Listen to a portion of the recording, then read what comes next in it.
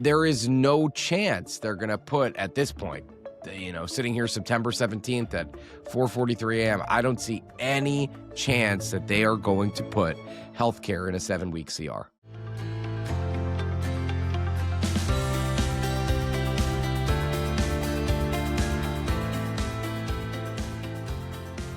Good morning, I'm Anna Palmer. And I'm Jake Sherman. And welcome to the Daily Punch, brought to you by Punchbowl News. It's Wednesday, September 17th, 2025. Let's get into the mix. Here are your Washington headlines of the day. Number 1, a new era at the Federal Reserve. Number 2, Dems CR counteroffer. And number 3, new maps are coming, potentially, in Indiana. Happy Wednesday morning, everybody. Let's get into it. We are leading off Punchbowl News AM with a look at how it is a new era for the Federal Reserve, and not everybody is excited about it. The world's most important central bank is set to cut interest rates today, probably about 25 basis points, but that is not where all of the energy is, Jake. That's where everybody expects to happen, but there is a lot happening behind the scenes, as well as watchers just trying to see what exactly is going to happen with all of the personnel issues. The most unusual thing is that, and we're taking a break from putting shutdown at the top of our newsletter, which is a nice break. The most interesting thing is that Stephen Miran is now holding two of the most important jobs in economics. He's the CEA, Council of Economic Affairs chair, and he also has a seat on the Federal Reserve Board. I said this to John Thune last week on Flyout Day. Trump doesn't care about the independence of the Federal Reserve. And again, there are arguments that central banks should be less independent, actual arguments, academic and well-reasoned arguments that I've read and listened to in my spare time. I'm very interested in these bizarre arguments. Anyway, this is the first time in U.S. history, as Brendan writes, that somebody is a top advisor, effectively, to the president and keeps his job there and is also at the Fed. Right. I mean, that is bizarre. And on top of that, Anna, we have this back and forth over Lisa Cook. Trump is trying to get rid of Lisa Cook at the Fed, and courts are saying, actually, no, you can't do that. So the Supreme Court... Well, for now, they are saying that till the Supreme Court potentially, rules on this. We only do things up until now. I can't tell you what's going to happen in the future, but it's going to go to the Supreme Court, and the Supreme Court, who knows what they're going to do. So listen, Trump has been on a campaign to force the Fed to cut rates. The Fed is probably going to cut rates today, probably cut by 25 basis points. Trump would rather have a 50 basis point cut, and, that's it. But I do think it's important because out there, as this policy is personnel, right? People are the politics here, and it matters who is certainly on the central bank. It matters, especially because there's a lot of concern here by lawmakers and others about the state of the economy, the labor market, inflation, members going back in August into their districts, and the one big beautiful bill for Republicans not performing in the way that they had hoped.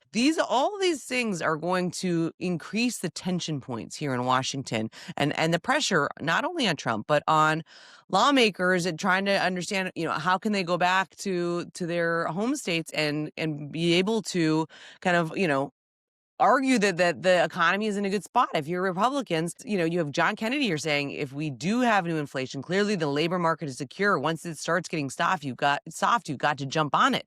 I mean, everybody's going to be watching this meeting, Jake. For sure.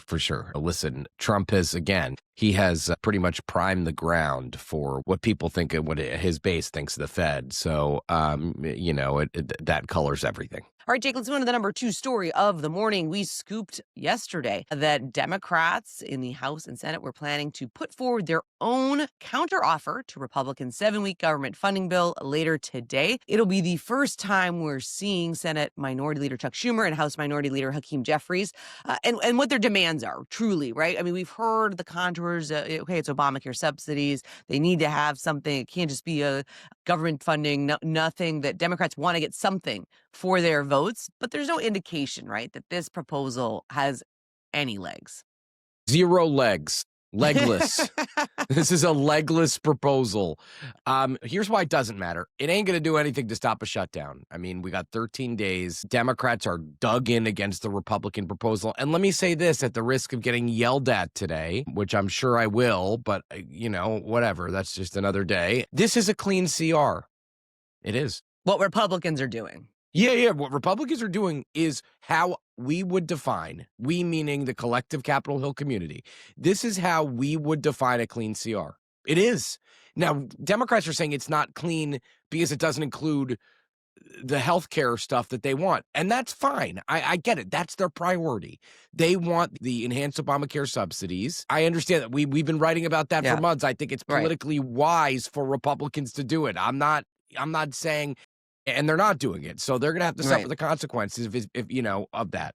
But it is a clean CR by all accounts. So why it is important is that Democrats are now putting on paper their asks. Mm-hmm. So this is the first time in this process that they are putting on paper these asks. I think it's also important, though, because you see Democrats, if you go back to March where they were on separate pages, nobody kind of knew, they didn't have a unified strategy. This does showcase that you have House Democrats and Senate Democrats fighting the same fight, at least, right? Where, they're not fighting against each other. They're trying to come together unified and saying, really kind of, whether it's for the short-term CR or this longer-term fight, this is what we need.